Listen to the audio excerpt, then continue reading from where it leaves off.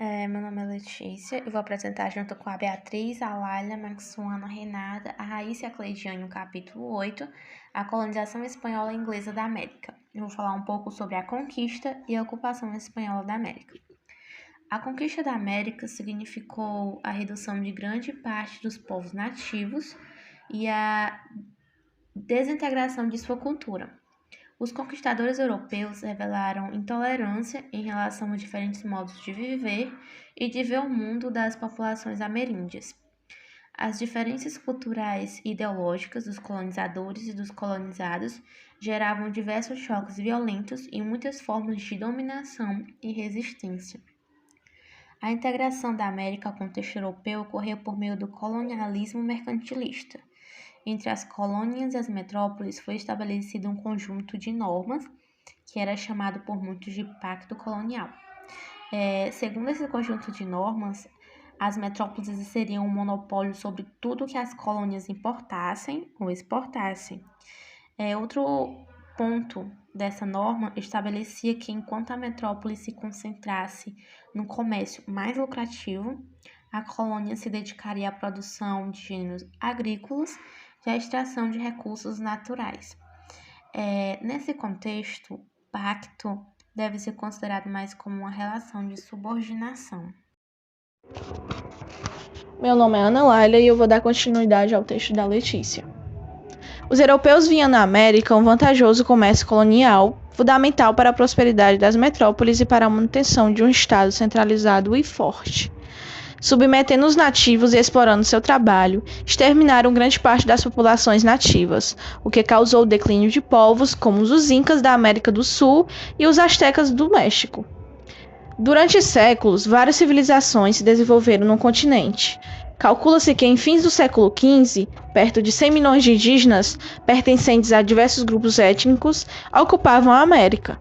Na Mesoamérica, região que vai do México à Costa Rica, sucederam-se civilizações como as do Olmecas, dos Toltecas, o Império Teotihuacan e as sociedades Maia e Azteca.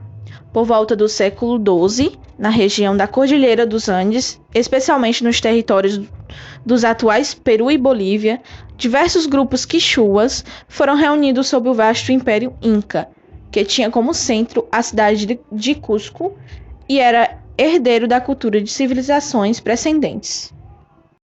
Bom dia, meu nome é Renata e eu vou falar sobre a colonização espanhola. A ideia de expansão da fé católica por meio da Convenção dos Indígenas foi utilizada por espanhóis e portugueses como uma justificativa para a exploração da América.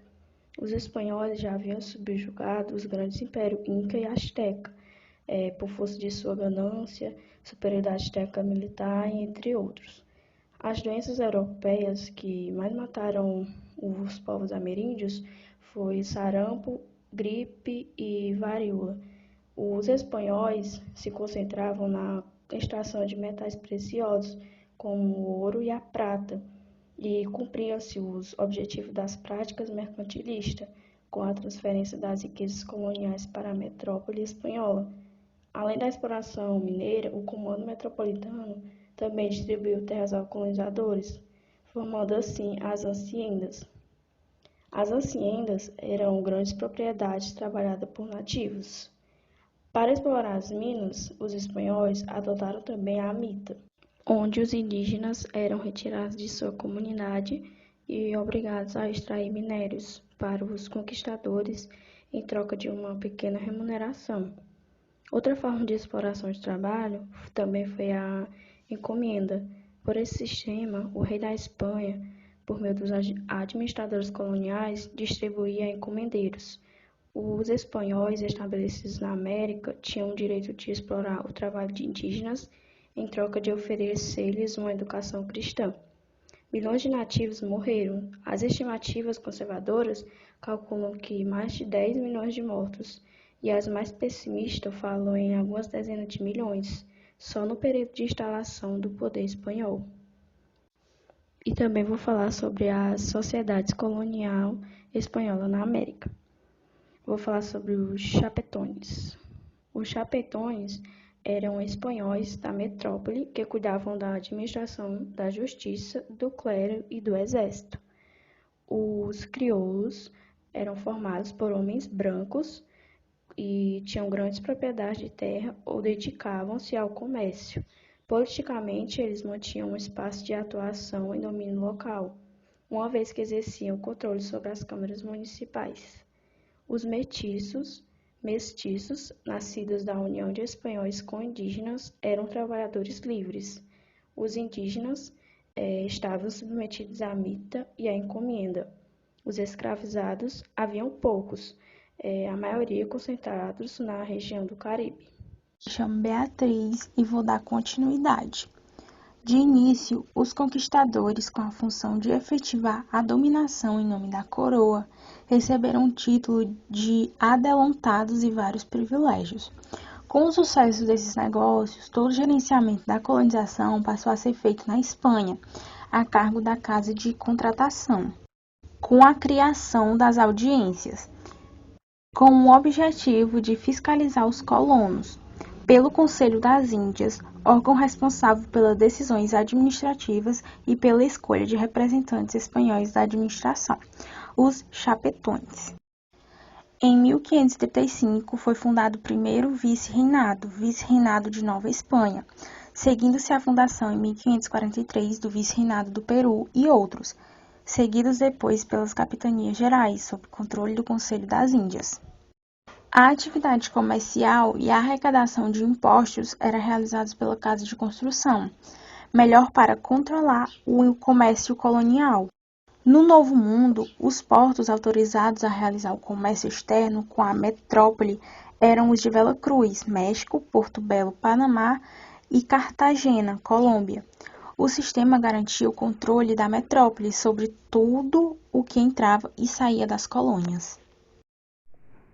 Bom dia, eu sou Ana Marcando, do segundo Finanças, e vim falar um pouco sobre a apropriação do espaço urbano.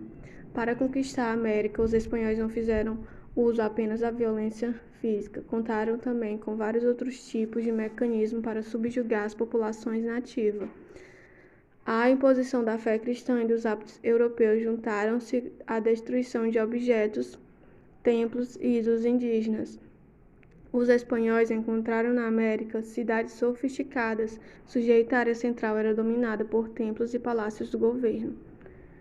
A apropriação dos monumentos religiosos pelos espanhóis era dotada de importante aspecto simbólico. Monumentos religiosos são igrejas, catedrais, panteões, mausoléus e etc., como a iniciativa de Hernán Cortés, conquistador dos astecas, de plantar uma cruz no alto do principal templo em forma de pirâmide de Tenochtitlán, capital do império. A fundação de cidades na América Espanhola desenvolveu-se antecipadamente, ao contrário da América Portuguesa, na qual o aumento da população só foi expressiva a partir do século XVIII. O historiador Richard Moser falava que a fundação de uma cidade era um ato litúrgico que santificava a terra recém-apropriada. O planejamento urbano era veículo para o transplante de uma ordem social, política e econômica. O plano em grade quadriculado com ruas se cruzando em ângulos de 90 graus na forma de tabuleiro de xadrez foi usado em larga escala na América Espanhola, como o centro ocupado pela Praça Central ou Praça das Armas ocupavam o quadrilátero. Essa disposição refletia a necessidade de ordem e um projeto burocrático de simetria. Igreja, palácio do governo e prisão deveriam dominar o espaço central da cidade. Meu nome é Cleidiane e eu vou falar sobre a América Inglesa. A ocupação da América do Norte pelos ingleses distinguiu-se da colonização ibero-americana em vários aspectos. Na América do Norte, o processo de colonização ocorreu mais tarde, a partir principalmente do fim do século XVIII e teve um caráter principal espontâneo.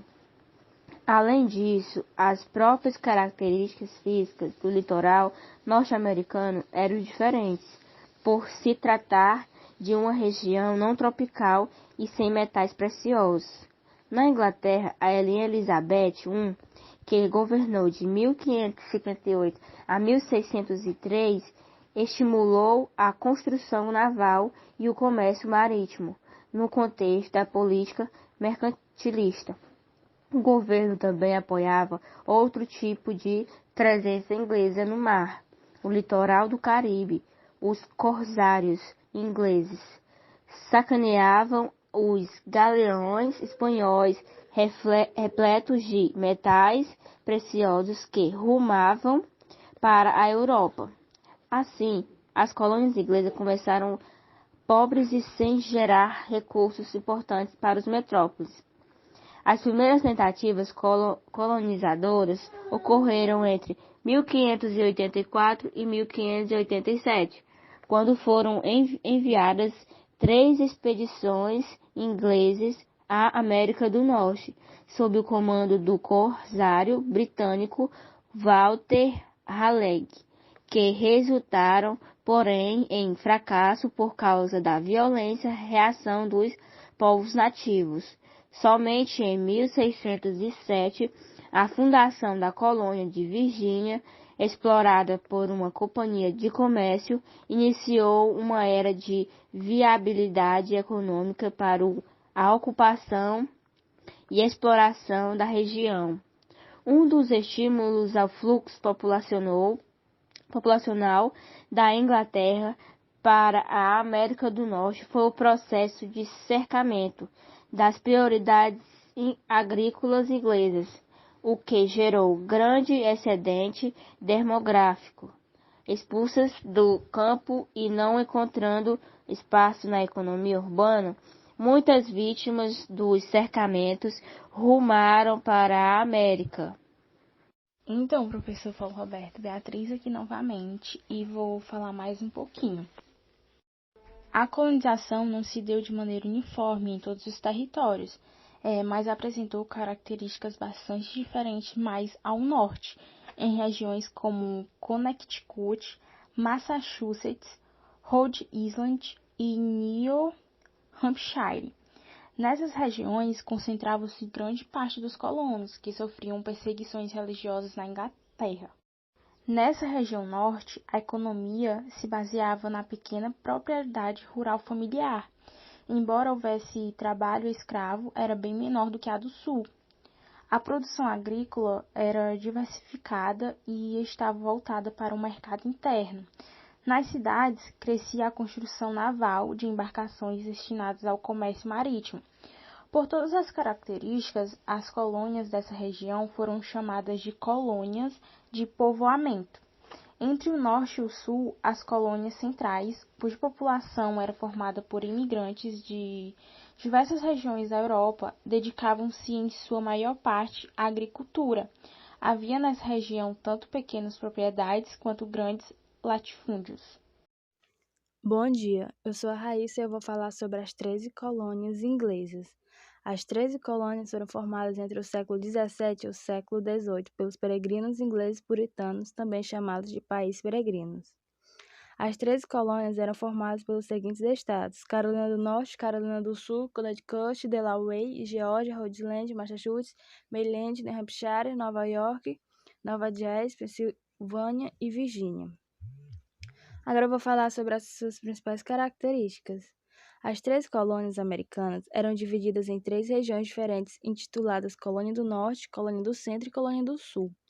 Cada uma delas possuía um perfil econômico, humano, geográfico e sociopolítico econômico. Colônias do Sul. A região da Colônia do Sul foi a primeira região a ser formada. Alguns colonos saíram da Inglaterra a fugir das perseguições religiosas que aconteciam no país e foram em direção à região recém-descoberta entre o Monte dos Apalaches e o Oceano Atlântico, onde ficaram posicionados por um tempo. Viram nessa região um lugar onde poderiam fundar um novo modelo de sociedade, onde eles pudessem viver sobre as suas crenças e religiosidade, sem nenhum tipo de perseguição. A região da Virgínia logo alcançou um nível considerável de desenvolvimento, o que criou o cenário perfeito para a criação de novos territórios. Os colonos fundaram a Carolina do Norte, a Carolina do Sul e a Geórgia, e mais próximo da fronteira, a Maryland. Essa região ficou conhecida como as colônias do Sul. As colônias do Sul possuíam um clima mais favorável, classificado como subtropical, e por essa razão se tornou centro de exportação de fumo. A região também era focada no plantio de produtos como o arroz e o algodão para exportação. É importante destacar que os produtos eram cultivados em regimes de trabalho forçados feitos por negros escravizados. Colônias do Centro. A região das colônias do Centro eram formadas pelas colônias de Nova York, Delaware, Pensilvânia e Nova Jersey. Assim como a região das colônias do Sul, essa área também possuía um clima mais favorável e, em razão disso, a atividade agrícola era mais rentável. Essa área ficava entre as colônias do Sul e as colônias do Norte, e era destaque como ponto de troca comercial entre colônias portuguesas e espanholas, bem como rota do tráfico humano. Esse território tinha como foco principal a produção agrícola para o mercado externo e interno. Assim como na região das colônias do Sul, os negros eram escravizados no trabalho, mas conviviam com a mão de obra livre. Colônia do Norte. A região das colônias do Norte eram formadas pelas colônias de Massachusetts, New Hampshire, Connecticut e Rhode Island, e foram fundadas ao longo do ano de 1620.